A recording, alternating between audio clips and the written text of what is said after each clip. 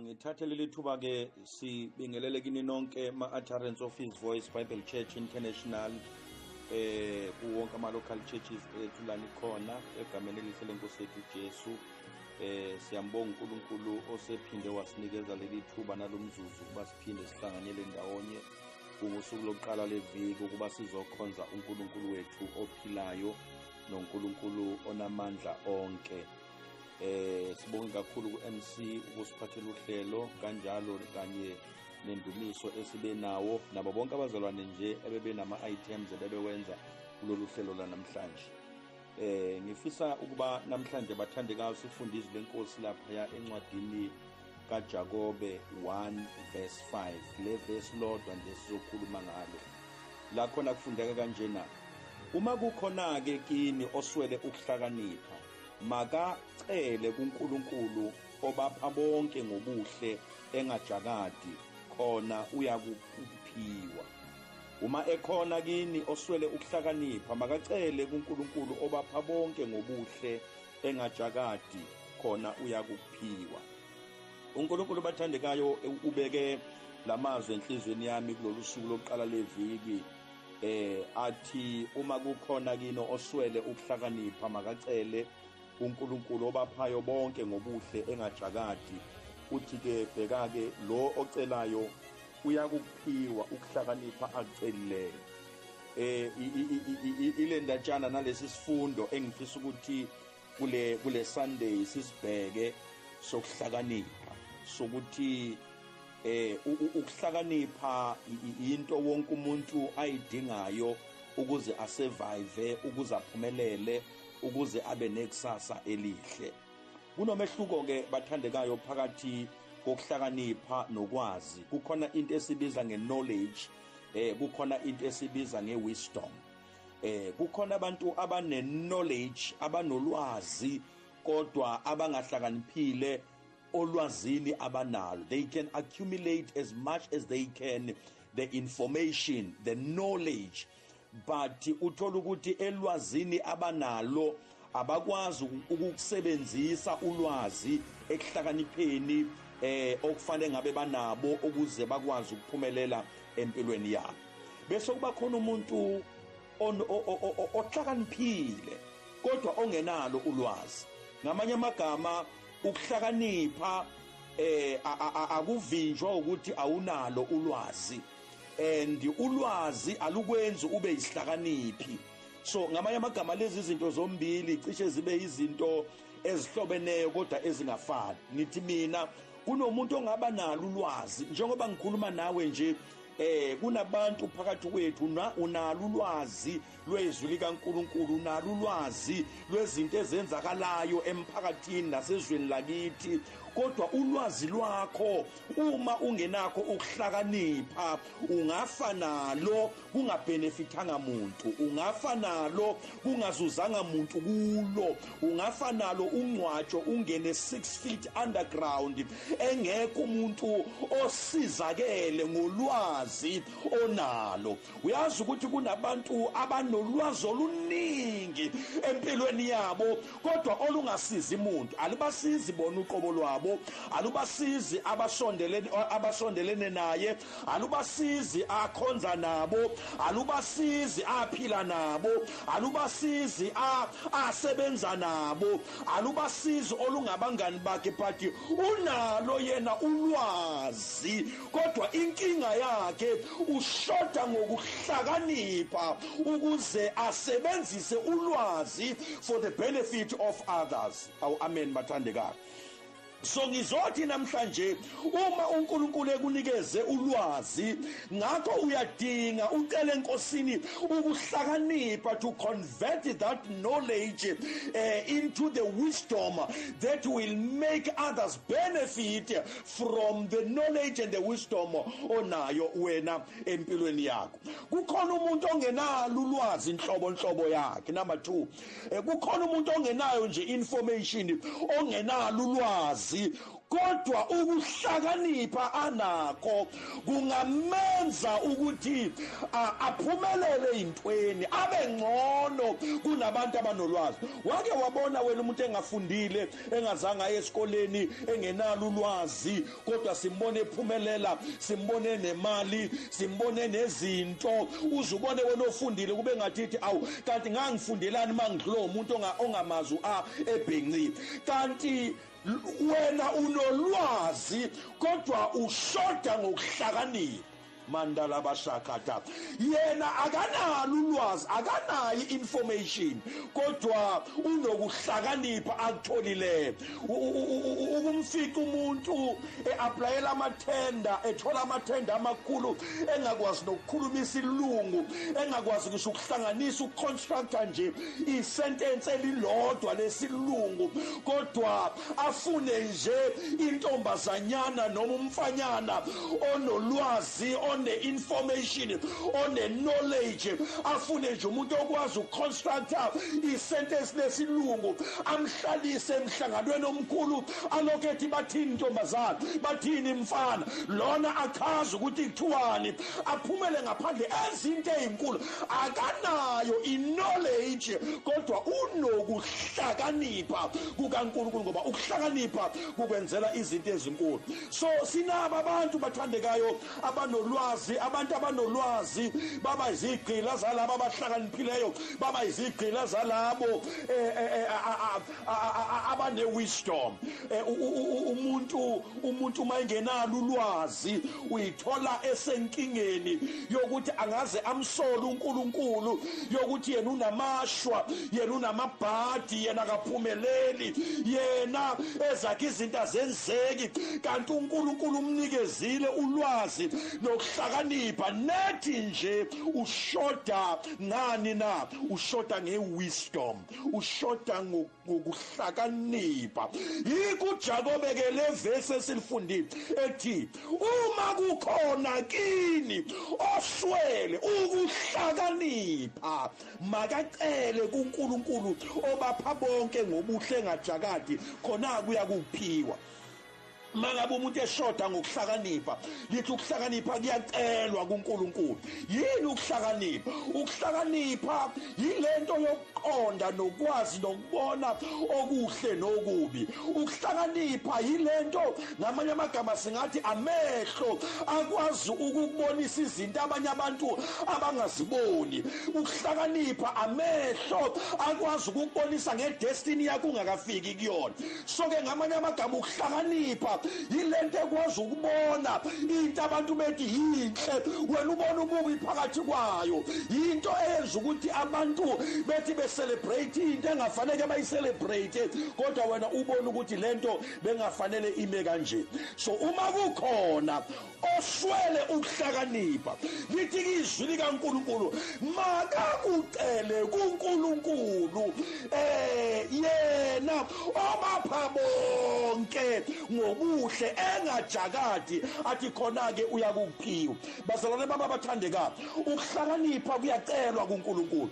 Ngamanye amagama ukuhlakanipha uyaya kuNkulunkulu uyocela ukuhlakanipha, ukuba uNkulunkulu akuphi ukuhlakanipha. Ngoba uma ungahlakaniphile bazalwane bami enkosini, uma ngabe you lack wisdom in your life, you will always ube yisigqila sabantu abahlakaniphileyo. Uma wena ushoda ngokuhlakanipha, uyohlala uyisigqila nesisebenzi, uyohlala uyinto elandela ngemumva abantu abahlakaniphileyo. Injani into yokuthi uma ungahlakaniphile uyithole uyisicalakashana sabantu abahlakaniphile? Abanye umuntu uyababuka uzibona ukuthi ngifunde ngaphezulu kwabo, uzibona ukuthi mina nginama-degree, nginama-honors, nginayo yonke lento ongayibala, ukuthi makukhulunywa nge-CV yakho noma kukhulunywa wethulwa ibonakala ukuthi inamandla, kodwa uyithole ukhaliswa umuntu ongazi ngisho ebhenci, ngoba yena uhlakaniphile wena awuhlakaniphanga. ukuhlakanipha. Wonke umuntu oshoda ngokuhlakanipha empilweni yakhe uba yisigqila salaba abahlakaniphileyo. Wonke umuntu oshoda ngokuhlakanipha empilweni yakhe uba yisigqila, uba ushova walabo abahlakaniphileyo, ngoba yena ushoda ngokuhlakanipha engqondweni yakhe, ushoda ngokuhlakanipha enhlizweni yakhe, ushoda ngokuhlakanipha emoyeni wakhe, ushoda ngokuhlakanipha emphefumulweni yakhe. Uyozaguga umuntu ebalisa. Yini imenza abalise na? Ukuthi ulahlekelwe noma ushoda ngewisdom, ushoda ngokuhlakanipha. Uthi uJakobe maye khona phakathi kwena oshodayo ngokuhlakanipha, makakucele kuNkulunkulu obaphayo bonke engajakadi, athi khona-ke uyophiwa. uNkulunkulu, there is a storage ereservele abantu abazoza kuNkulunkulu bezocela kuye ukuhlakanipha. Mabekucela bese beyakuphiwa ukuhlakanipha. Uthi uJobe 12 verse 13, ngokuba kuyena kukhona ukuhlakanipha namandla, unesu nokuqonda. Yini indaba ukuhlakanipha kufanele sicele kuye na? Ngokuba kuye kunesu, ngokuba kuye uNkulunkulu kunokuhlakanipha, ngokuba kuye kunokuqonda. Makuthiwa kunokuqonda kusho ukuthi kunengqondo. Once wathela ukuhlakanipha, you get wisdom. Ulingisa uJesu ethi kubafundi bakhe khona wabavula ingqondo zabo.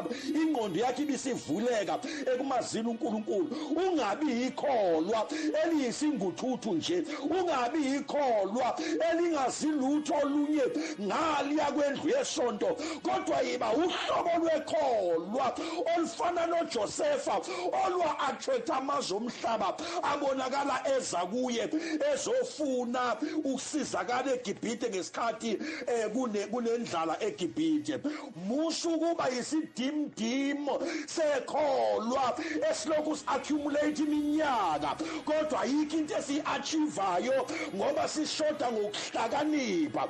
Ulwazi kuyenzeka ube nalo, uze ube yi-source of information, unikeze ihlakaniphi ulwazi lwakho, ihlakaniphi izulusebenzise ziphumelele kulo, wena usalo unalo. How many of us okade wawenza ama-tender document kodwa uphumeleli ihlakaniphi wazenzela zaphumelela? How many of us usiza abantu ngama-CV, abantu baqashwe kodwa wena uqashwa? How many of us ukhuluma into ezinkulu zezwe lakwamoya, ushumayeza abantu baphenduke bamthatha uNkulunkulu, kodwa wena usashikila endaweni eyodwa? Kwenze njani? Ushoda ngokuhlakanipha. Uthi uJakobe bakucelwe kuye uNkulunkulu obaphayo bonke engajakadi. Athi-ke uma becela, athi khona bayakuphiwa. Athi ngoba uJobe kuyena kukhona ukuhlakanipha, kuyena kukhona amandla, kuyena kukhona nokunqoba. Umshumayeli 7 uverse 19 uthini yena? Uthi ukuhlakanipha kumenza ohlakaniphileyo abe namandla kunababusi abayishumi abasemzini. Ngamanye amagama, you get wisdom, you become so powerful. You get wisdom. Uthi umshumayeli othole ukuhlakanipha kumenza lo hlakaniphile abe namandla kunababusi. Ngamanye amagama, ungathi ungelutho, ungathi ungenagama, ungathi unganakekile, kodwa ukuhlakanipha kukwenze ube ngaphezulu kwamakhosi emsebenzini la usebenza khona. Noma bengakufuni kodwa bakugcinele ukuhlakanipha kwakho ebandleni. Noma ngabe abantu bakubuka ngaliphi isho, kodwa bakuthandela ukuhlakanipha kwakho. Kwi-society ophila kuyo, ukuhlakanipha kwenza umuntu abe njani nabathandekayo onalo kwenza umuntu kuba abuse, kwenza umuntu abe namandla. You get wisdom, you get power. You get wisdom, you get power in your life. Wathola ukuhlakanipha, uthola amandla okuhlonishwa, amandla okunikeza indawo yakho, amandla abantu abazokusalutha ngezinto zenzile. Abantu amandla uwatholi ngolwazi onalo, knowledge onalo. But yini kanti i-wisdom is an application of the knowledge and the information that you have. Okusho ukuthi ulwazi onalo lunamandla mawusulu-aplya, luyi-wisdom mawusukwazi ukulu-aplya. Ngamanye amazwi lento esithi uNkulunkulu athi angiyikhulume nawe mntana sekhaya, yilento ethi wathola ukuhlakanipha, wathola amandla. Mathala bashaka. Ngamanye amagama ekuhlakanipheni sithola amandla okubusa ngaphezu kwababusi abakhona emzini. Athi uSolomon encwadini yeZaga 1:20, ukuhlakanipha kuyamemeza emgwaqeni, kuyezwakalisa izwi lakho ezigaweni. Ngamanye amagama uthini uSolomon na? Umayethu ukuhlakanipha kuyamemeza emgwaqeni. Ababusi, abantu abakhona bake bafike la khona isimo sibabeka kwangcingetshe, la khona bengeke bazi ukuthi benze njani, besemandleni, besekubuseni, kodwa babe kwangcingetshe. Bese kuvela wena, uvele nokuhlakanipha ungekho, bese kuthiwa kukhona esimaziyo njengoJosefa, kuthiwa kukhona esimaziyo ongasixazululela lenkinga onokuhlakanipha. Ngamanye amazwi ukuhlakanipha kwakho sekuyakumemezela. Kwamemezela uJosefa esetilongweni, kwathi noma esaboshwa inkosi iphuphile, kwabizwa ukuthi alandwe. Ukuhlakanipha kwakhe kwamemezela epalace, kwamemeza phakathi epalace esihlalweni senkosi, kwabizwa ukuthi alande kwi-prison ukuba zodemonstrate ukuhlakanipha kwakhe. Sithe okokuqala ukuhlakanipha, why fanele sicele na? Ngoba ukuhlakanipha kunamandla, kusinikeza amandla okubusa. Ukuhlakanipha uSolomon uthi khona kuyasimemezela. Ukuhlakanipha kuzonqongothela. Ufuna ukuthini bishop na? Ngifuna ukuthi mina kuwe ukuhlakanipha kuzohamba kube yikho okuyokufunela umsebenzi. Eminye yemisebenzi uzoyithola unga-aplayanga, ezinye zezikhundla uzoyithola ungayifunanga, ezinye zezinto oyidingayo angeke usebenze kanzima, but you will work smart. You are not going to work hard, but you are going to work smart. And ukuhlakanipha kuzokumemezela ey'ndaweni okufanele uyongena kuzona. Uthi uMshumayeli 8:1, ukuhlakanipha komuntu kuyakhanyisa ubuso bakhe. Oh mandala bayakhatasha.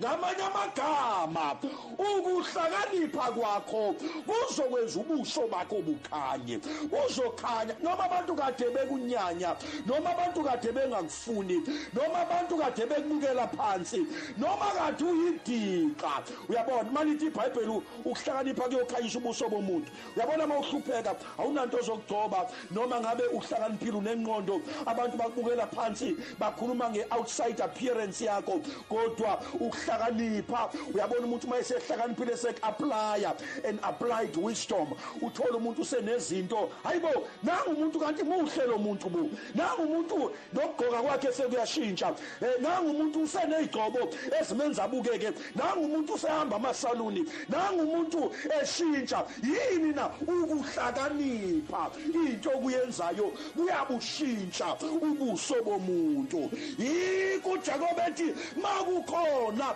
odinga ukuhlakanipha makakucele kuNkulunkulu obaphayo bonke engajakadi. Athi khona-ke bayakufumana. Athi ukuhlakanipha komuntu kuyakhanyisa ubuso bakhe. Athi nobulukhuni bobuso bakhe buyaguqulwa. Ukuhlakanipha mntana sekhaya ikhona ongaguqula isimo sakho. Yekela lokhu ukhalela abantu uthi abantu abakusizi, yekela lokhu ugxeka abantu uthi abakufuni, yekela lokhu ukhuluma ngabantu ngamanye amagama. You lack wisdom, ngoba ukuhlakanipha kunamandla ukuguqula your current situation. Your current situation, it's only wisdom that can turn things upside down, or that can bring a turnaround in your life. You need wisdom from God. Angisho ukuhlakanipha kwalelizwe ngoba lithi izwi kaNkulunkulu ukuhlakanipha kwalelizwe kubula. Ebesethi kodwa ukuhlakanipha kaNkulunkulu noma kubula kodwa bungamandla. Athi obhala kangcono ukuqala ukumesaba uNkulunkulu. Ngamanye amagama ukuqala kokuhlakanipha ukumesaba uNkulunkulu. Ngamanye amazwi ngizothi namhlanje, pray for wisdom. Pray for God. Maybe you have knowledge. Abanye bethu banolwazi oluningi. Ulwazi lwabo lokumafayela ezinye zezinto wazibona zakufikela empilweni yakho, wayibhala phansi, waba nepassion wathi ngizokwenza u1 no2 no3 no4 no5. Unolwazi olugcwele, uzululeke nabanye nge-information onayo, kodwa ushoda nge-wisdom, uhlupheka ne-information, uhlupheka nolwazi onalo ngoba awunayo i-wisdom. I-wisdom phela bazalwane bami yilento ekusizayo yokukwazi ukubona the window opportunity, yokukwazi ukubona into engekho ibe khona ebantwini uyi-turn around. I-wisdom yilento ekusiza yokuba ukwazi ukuchaza amaphupho abanye abantu baphumelele, nawe likuphumelelise iphupho olichazile labanye abantu. Lapha eBhayibhelini sithola uSolomon. Lithi iBhayibheli uSolomon mayiqeda ukubekwa njengenkosi, mayiqeda nje ukubekwa njengenkosi uIsrayeli, lithi iBhayibheli wathandaza umthandazo kuNkulunkulu, wathi inkosi ngiphi inhliziyo ekwazi ukulalela, ngoba ukuhlakanipha yikho kwenza umuntu alalele. Uyabona bonke abantu nje abangalaleli, abantu ongafuni ukuyilalela inkulumo iziphele, umuntu othi ungakaqedi nokukhuluma useyaphendula, akahlakaniphile lo muntu. Yithi incwadi yeZaga ithi isiwula siyashesha ukuphendula singakayizwi inkulumo. So lithi ke iBhayibheli uSolomoni wathi mayeseyinkosi, wathi inkosi ngicela ngiphe inkosi ukuhlakanipha nami ngoba ngeke ngikwazi ukubahola laba bantu, but inkosi into yokuqala ngiphe indlebe yokubalalela ukuze inkosi ngikwazi ukuhlukanisa okuhle nokubi phakathi kwabo, ngibahlulele ngeqiniso. Lithi iBhayibheli uNkulunkulu wathi kuSolomoni, ngizokunikeza Solomoni ngoba ucelanga umnotho, awucelanga imoto, awucelanga insuku ezinde, ucele into enamandla. Uthi ngizokunikeza ukuhlakanipha ngoba ukuhlakanipha engizokunika khona, ngizokunikeza nemfuyo, ngizokunikeza nodumo, ngizokunikeza nobukhulu, ngizokunikeza yonke into. Ayikho inkosi eyoba ngaphezulu kwakho emakhosini onke ngoba wena ucele nje ukuhlakanipha. Amakhosi okuqala chapter number 3 uverse 19 to verse uverse number 9 to verse number 9 lithi uSolomon wacela, akacelanga uduma, akacelanga zonke lezi zinto, wacela ukuhlakanipha, inkosi yamnikeza. Lithi isign yokuqala uSolomoni abonisa ngayo ukuhlakanipha yilabo besifazana ababili abafika nomntwana ophilayo, omunye efile, walehlulela udaba lwakhe ngamandla ku chapter number 4. Ngithanda ke bazalwane bami uma ngifunda amakhosi okuqala chapter 5 verse number 12 lithi uJehova uSolomoni wakucela ukuhlakanipha kuNkulunkulu. Chapter 5 amakhosi okuqala 12, uJehova wamnika uSolomoni ukuhlakanipha njengokusho kwakhe kwabakhona ukuthula. Hey bazalwane bami, when you have got wisdom you have got peace. Awuxukuzwa yonke into, awuxukuzwa abantu abahlebayo, awuxukuzwa abantu abangakufuni, awuxukuzwa abantu abamelene nawe, awuxukuzwa abantu abanesikhathi nezindaba zakho, abanesikhathi nokulwa nawe, ngoba labo bantu baletha ukuhlakanipha. Kodwa wena ngokuhlakanipha uphuma la bethi ngeke uphume khona, ngoba uNkulunkulu ukuphile, ukuthula, ukuthula phakathi kwempilo yakho. Lithi iBhayibheli uJehova wamnika ukuhlakanipha uSolomoni.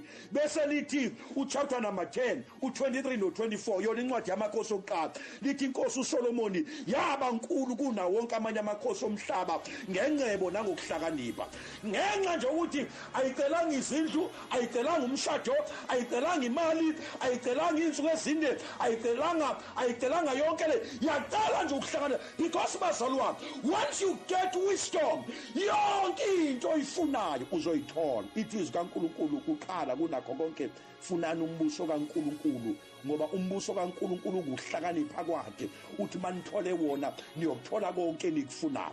Lithi ke waba inkosi enkulu, lithi wonke umhlaba wafuna ukubona ubuso bukaSolomoni ukuba uzwe ukuhlakanipha kwakhe uNkulunkulu ayekubekile kuwo. Once you get wisdom, wisdom will attract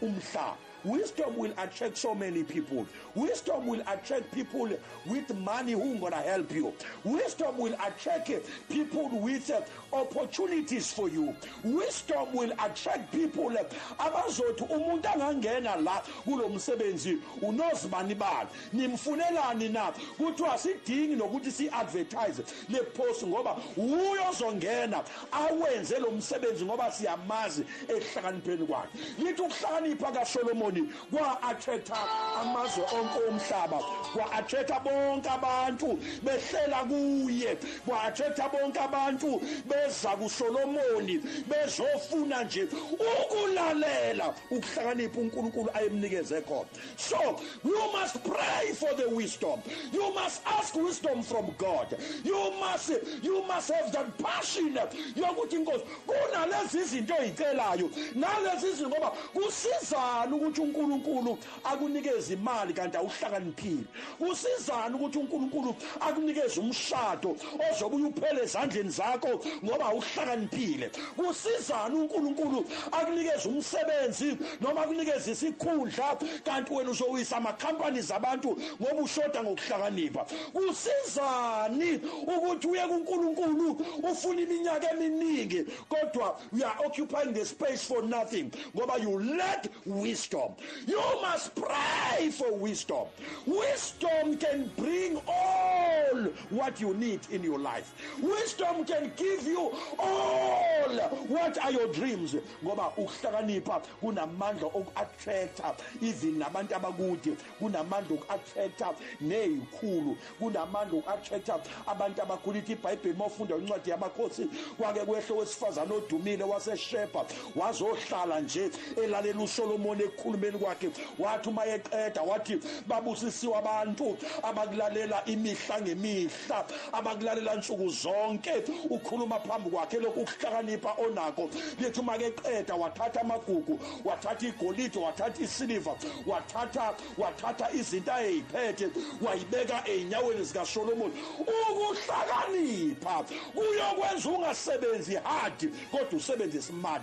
Kuyokulandela abantu abazokunikeza izinto obungayisebenzela kanzima. Ukuhlakanipha kuyokwenza into obungayithola after 5 years uyithole within 5 months.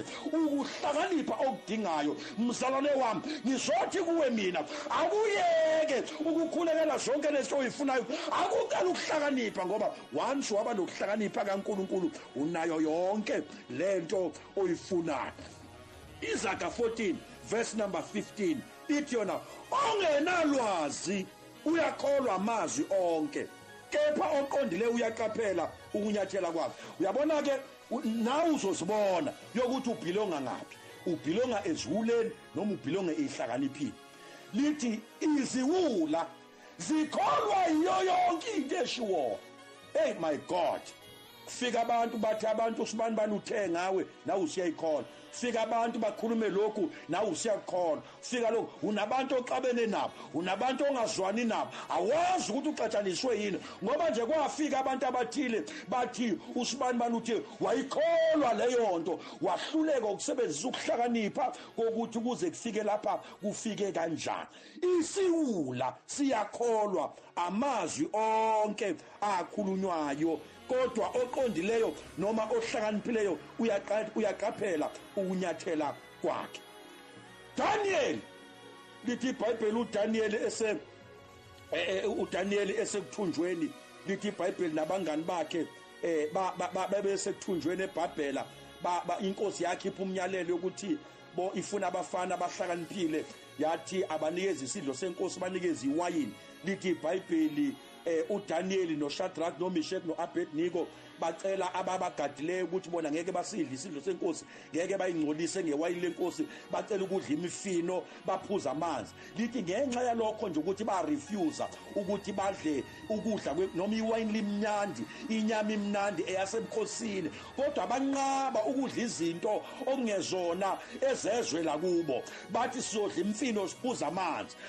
Ukuhlakanipha lokho. Lithi ke uNkulunkulu ngenxa nje yaleso senzo sabo uNkulunkulu wabapha ukuhlakanipha, wabapha nengqondo ekwazini amaphupho. uDaniel wanikezwa igift yokunderstand amaphupho nokuchaza amaphupho ngenxa ukuthi banqaba. Ukuhlakanipha kuyakwenza unqabe izinto noma seziphambi kwakho, noma sezibekiwe, engekho umfundisi wakho, engekho ubishop wakho, bengekho abazalwane, ungabonwa umuntu, unamalungelo okuyenza lento ebekwe phambi kwakho. Kodwa ukuhlakanipha ukuthi kuyongisiza ngani ukuzuza izwe lonke kodwa ngilahlekelwe ukuphila kwami na.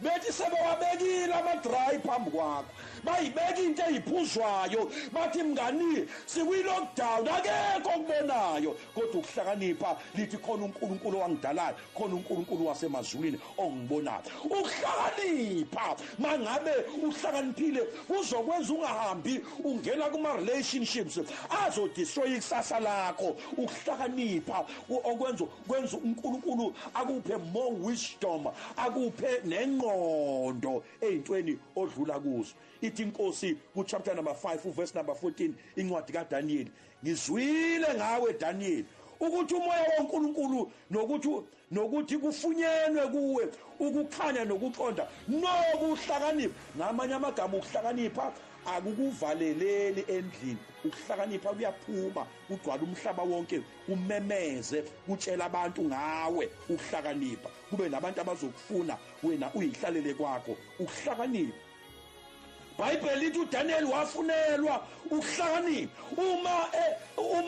Uma sekunenkinga ebukhosini, ihlakanipha izezwe seyihlulekile, kwalanda uDaniel, kwathiwa khona uDaniel indoda ehlakaniphile nawo uNkulunkulu. Walanda ukuhlakanipha kwamlanda la ekhona, kwamlethe epalace. Ukuhlakanipha bazalwane bami kuzokulanda la ukhona, kuzokulanda kuyisituation odlula kuyo, kuzokulanda esimeni obhekene naso, kuzokulanda enkingeni okuyona, kuzokulanda la ukhona, kuyokufaka phakathi epalace. Yingakho iBhayibheli lithi isiwula siyakhuluma ngamazwi amaningi, ngoba ekukhulumeni okuningi usuku kuvela nobuthakathaka bakho.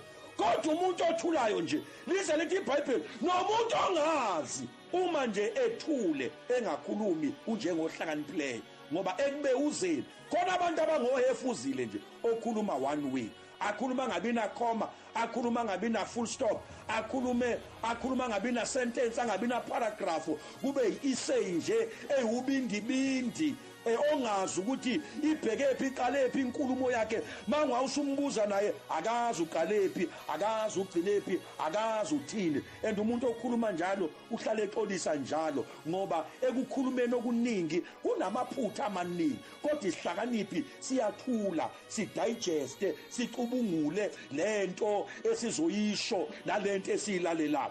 uDaniel walandwa abazalwane, walandwa la ekhona, kwabizwa ukuthi eze epalace azochaza amaphupho enkosi kanye nabangani bakhe.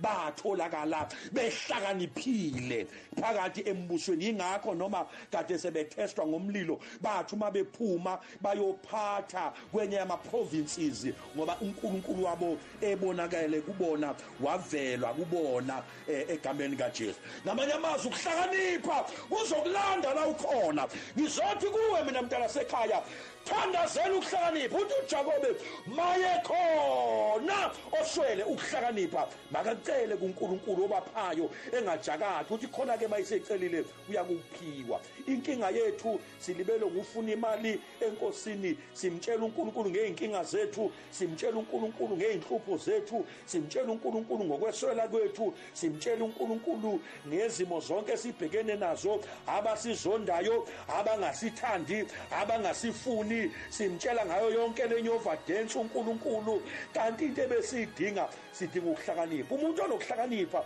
uyahlonishwa automatically. Once you have got wisdom, people will begin to respect you. Bazokuhlonipha ngenxa yokuhlakanipha onakho. Daniel walandwa, Daniel wafunwa.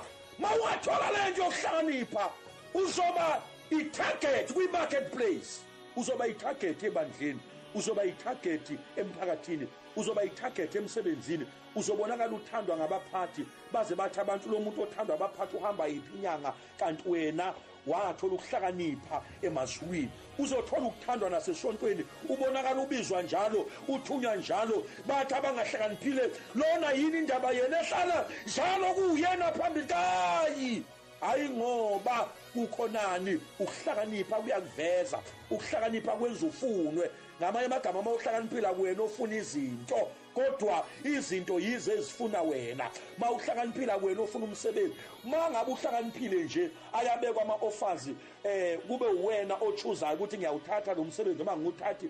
Makubekwa amadili uthi le deal angiyithathi, kubaphoqe ukuthi bayiphakamise bayilethe kuyilevel oyifuna kuyo ngoba nawe ugarante ngokuhlakanipha onakho yokuthi mase kufike wena kuzojika izinto. Hlakanipha, cela ukuhlakanipha enkosini. Wathola ukuhlakanipha kwenzeka zonke izinto. Sibona uEzra encwadini kaEzra 7 owesifazane owayeganile unkosikazi ekhaya, uyijaji emphakathini, uhola uIsrayeli futhi ngapha unabantu abangaphansi kwakhe usebenza. Wayengenayo indawo ngoba ukuhlakanipha akukwenza ube yivila. Ukuhlakanipha akukwenza ukhaliswe i-activity eyodwa. Uyamcabanga uEzra ngapha unomyeni kufanele enze ama-duties akhe asekhaya. Mayeqeda lapho uyijaji uhlulela iy'ndaba zabantu. Mayeqeda lapho uhola isizwe. Ukuhlakanipha kwenza ungalali. Iwula ezilalayo, mawuyisiwula uyalala nobuthongo obuningi, uyalala uzuphuphe, uvuke ekuseni uthi ngiphuphile. Uphuphe into eyingekho ngoba vele uphuphile kwawena. Kodwa ukuhlakanipha kuke kuvuse phakathi kwamabili. Ubonakala ugqoka uhlanganisa ama-document, uhlanganisa izinto, uyibona ukuthi into ihlangana kanjani ukuze kube khona impumelelo. Ngoba ukuhlakanipha kudonsela abantu, ukuhlakanipha kudonsela izinto oyifunayo. uEzra wayengowesifazane ohlakaniphile. uJosefa bazalwane noma wayesejele eboshiwe kodwa ukuhlakanipha kwamkhipha ejele kwamfaka epalace. Kwathi uma kumfaka epalace ngokuhlakanipha okuvela kuNkulunkulu wachazela inkosi amaphupho ayo. Yathi inkosi kwenziwe njani kuleli phupho uma ulichaza. uJosefa wathi hayi inkosi ifuna abantu abazokwazi ukuqoqa ukudla ngesikhathi senala kuze makufika indlala ukudla kube kukhona. Ithi inkosi ubani omunye ohlakaniphe njengawe engamkhetha na? Ngoba njengoba usuchaza iphupho nje waletha ne-recommendation yakho. Kusho ukuthi umuntu oqualifya lesi sikhundla osishoyo akekho omunye ngaphandle kwakho. Ukuhlakanipha kwamlanda ejele, kwamletha epalace, kwamletha wazoba yisikhulu, wahlala eGosheni, kwashintsha impilo yomndeni wakhe. Kwathi noma kade belamba balandwa balethwe eGibhithe bahlala eGosheni baphila kamnandi eGosheni. Lathi iGibhithe lonke lilambile kodwa abakwa-Israyeli eGosheni babebusa ngoba kwakukhona uDavide phakathi kwabo owayehlakaniphile. Ngizothi namhlanje kuwena sesithandaza kusemqoka ukukhulekela ukuhlakanipha. Ekhaya nje akuba ubaba ohlakaniphile, ukuba umama nje ohlakaniphile, ukuba yilo mntwana ohlakaniphile ekhaya azothi ikhala kini lishona phansi kodwa ngokuhlakanipha kwakho ulivuse, ngokuhlakanipha kwakho ube yithemba lalomndeni. uJosefa wahamba yithemba lomndeni wakhe noma sefika izikhathi zendlala, waba yithemba lomndeni wakhe eGibhithe. Wabalanda eGibhithe laba bekhona endlaleni, wabaletha eGibhithe ukuze babuse. Maye khona oshoda ngokuhlakanipha makakucele enkosini. Ngizothi kuwena mzalwane wami nalolu suku lanamhlanje funa ukuhlakanipha kaNkulunkulu. Wathola khona uthola yonke into oyifunayo. Wathola ukuhlakanipha uzomemeza emgwaqeni. Wathola ukuhlakanipha uzokwenza ube yitarget ezofunwa ngabantu. Wathola ukuhlakanipha impilo yakho izoshintsha. Ukhona yini ofuna ukuhlakanipha na? makacele kuNkulunkulu, uNkulunkulu obanikeza bonke ngokungajakadi, athi khona uyakuphiwa. uNkulunkulu uzokunikeza. Akuthathe noma inkonzo, uthathe noma nje u3 days, umthandazo wakho ungabi nomthandazo wezinto eziningi yokuthi inkosi ngiphi ukuhlakanipha. Nakulesi sikhathi se-COVID-19, nakulesi sikhathi se-lockdown, angingakhali kanye nabo bonke abakhalayo, angingakhali kanye nabo bonke abantu abakhalayo, kodwa nkosi ngiphi ukuhlakanipha yokuthi kunje mina yini engingayenza engashintsha impilo yami, ishintsha impilo yomndeni wami, ishintsha impilo yebandla lami, ishintsha impilo yomphakathi. But I need only one thing, wisdom. Idinga ukuhlakanipha. Ukuhlakanipha kaSolomon, ukuhlakanipha kaDaniel, ukuhlakanipha kaJosefa, ukuhlakanipha kaEzra, ukuhlakanipha kwabo bonke abangcwele esibabonile ezwini lenkosi uNkulunkulu abasebenzisa. The list is endless. Inkosi ayisipho ukuhlakanipha, ma-utterance amahle. Uma sonke singakhulekela ukuhlakanipha, uNkulunkulu angasithatha sibeke kude. Into esidingayo, asidingi imali, imali isekuhlakanipheni. Asidingi insuku ezinde isekuhlakanipheni. Asidingi impahla ezibizayo, kodwa sidinga ukuhlakanipha. Sidinga ukuhlakanipha kaNkulunkulu. Sathola ukuhlakanipha kaNkulunkulu, sithole konke esikufunayo.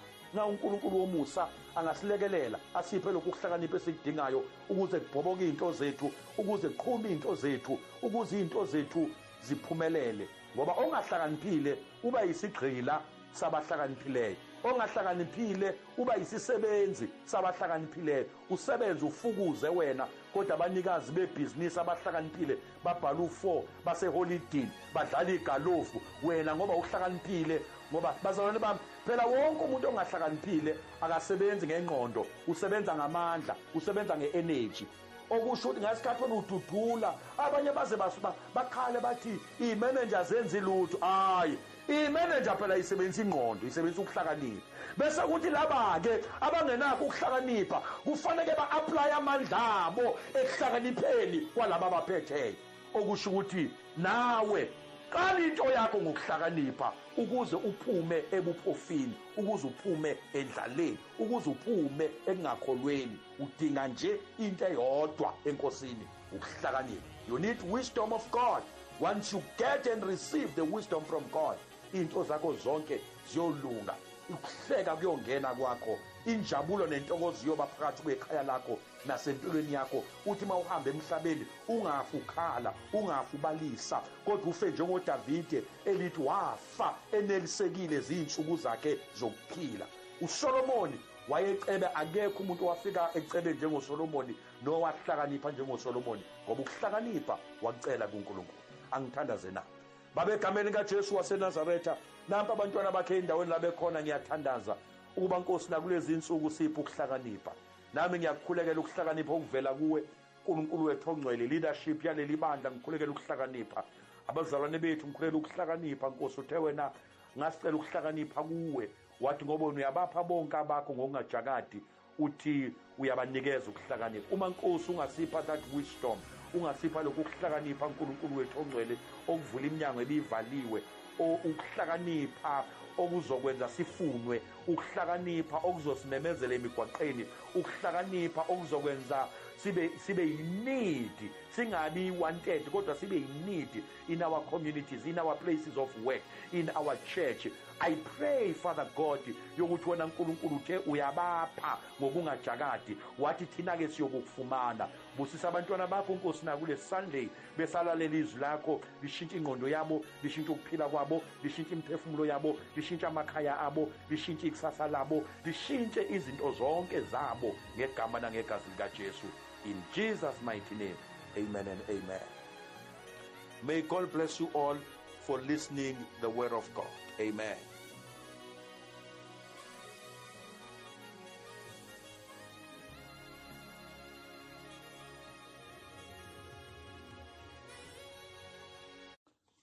Ngithathe leli thuba ke sibingelele kini nonke ma-utterance of His Voice Bible Church International, kuwonke ama-local churches ethu lana khona egameni elihle lenkosi yethu Jesu. Siyambonga uNkulunkulu osephinde wasinikeza leli thuba nalomzuzu ukuba siphinde sihlanganyele ndawonye kungosuku lokuqala leviki ukuba sizokhonza uNkulunkulu wethu ophilayo noNkulunkulu onamandla onke. Sibonge kakhulu ku-MC ukusiphathela uhlelo kanjalo kanye nendumiso esibe nawo nabo bonke abazalwane nje ebebe nama-items ebebewenza kulolu hlelo lanamhlanje. Ngifisa ukuba namhlanje bathandekayo sifunde izwi lenkosi laphaya encwadini kaJakobe 1:5.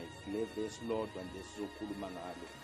La khona kufundeka kanjena: uma kukhona-ke kini oswele ukuhlakanipha